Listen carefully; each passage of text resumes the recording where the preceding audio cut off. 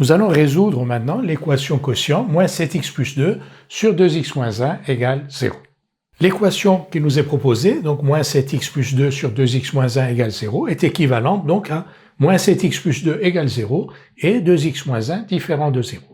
Moins 7x plus 2 égale 0 équivaut à moins 7x égale moins 2, 2x moins 1 différent de 0 équivaut à 2x différent de 1, et donc l'équation est équivalente à x égale 2 septièmes et x différent de 1 demi. Comme 2 septièmes est différent de 1 demi, cette x égale 2 septièmes et x différent de 1 demi est équivalent à x égale 2 septièmes. Donc l'ensemble des solutions de l'équation est grand S égale 2 septièmes. Nous allons maintenant proposer une méthode de résolution légèrement différente.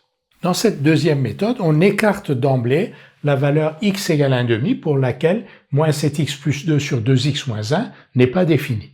Donc on dit, on résout l'équation non pas sur l'ensemble des réels, mais sur l'ensemble grand E des nombres réels x tels que x soit différent de 1 demi. Parce que si x est différent de 1 demi, donc 2x moins 1 est différent de 0, et alors cette fraction-là est bien définie et on peut résoudre l'équation moins 7x plus 2 sur 2x moins 1 égale 0. On peut même écrire cette fraction. On ne peut écrire cette fraction que si x est différent de 1 demi.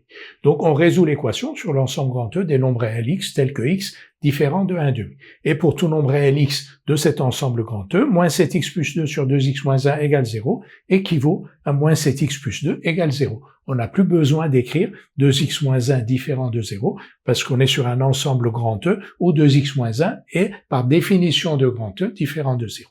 Donc l'équation est équivalente à moins 7x plus 2 égale 0 qui est lui-même équivalent à x égale 2 septièmes. On vérifie quand même que la solution que l'on a trouvée appartient bien à l'ensemble grand E, c'est-à-dire que 2 septièmes est bien différent de 1 demi, ce qui est le cas.